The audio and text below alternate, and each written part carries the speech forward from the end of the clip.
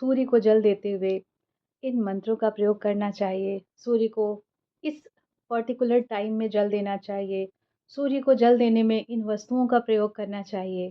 तो किन वस्तुओं का प्रयोग करना चाहिए और कैसे जल देना चाहिए और क्यों जल देना चाहिए, इसी विषय में आज मैं आपसे बात करती हूँ।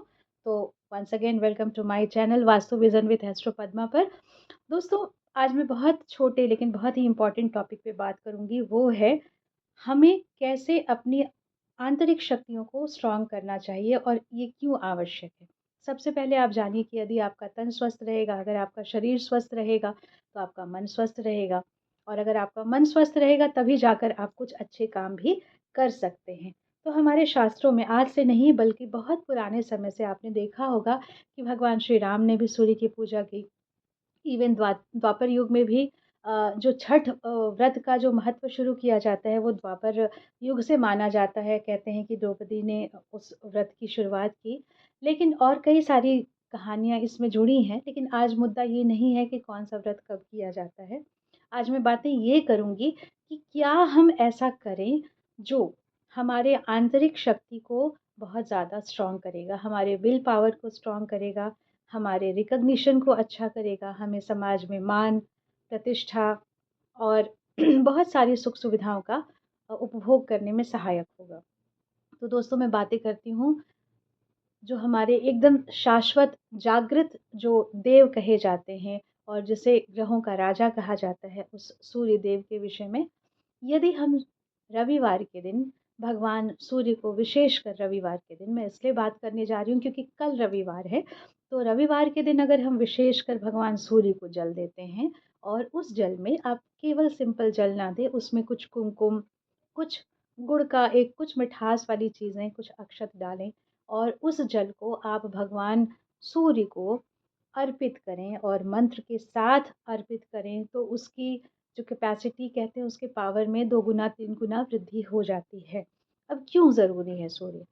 देखिए, यदि आप सूर्य अपना सही रखेंगे, तो पद प्रतिष्ठा तो मिलेगी ही मिलेगी, पिता के साथ आपके संबंध अच्छे होंगे, पिता तुल्य व्यक्तियों से संबंध अच्छे होंगे, पिता का भी स्वास्थ्य अच्छा होगा, यानी कि कहीं न कहीं आप अपने जड़ों को मजबूत करेंगे, अपने शरीर के साथ-साथ अपने मन को और अपने चित्त को भी स्थिर करेंगे।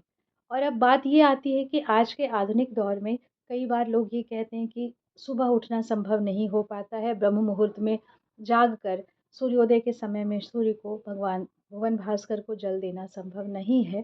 तो ठीक है, आप समयानुसार कार्य करें, क्योंकि जैसी स्थिति होती है उसके अनुसार ही हमें रेमेडीज़ भी करनी चाहिए, उसके अनुसार ही हमें उपचार भी करने चाहिए।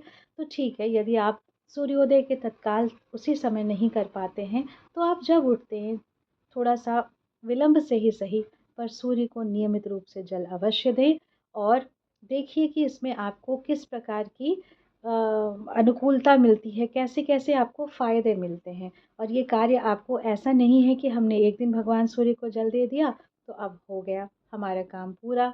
जी नहीं, आपको कंटिन्यूअसली इस काम को करना है, क्योंकि हम जिस काम को लगातार करते हैं, हमें उसी काम के प्रतिफल के रूप में अच्छे या बुरे परिणाम अवश्य मिलते हैं।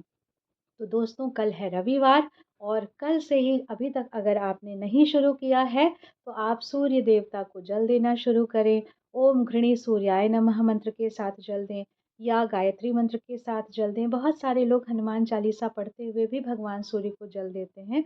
तो वो आप अपने किसी भी अच्छे एस्ट्रोलॉजर से कंसल्ट करें, अपनी कुंडली में देखें कि सूर्य की स्थिति क्या है और अगर सूर्य की स्थिति आपकी अच्छी है, तो निश्चित रूप से आपको सरकार से फ़ायदा होगा, पिता से लाभ मिलेगा, पद प्रतिष्ठा में वृद्धि होगी, मान बढ़ेगा और भी कई तरह की चीज़ें अच्छी होंगी।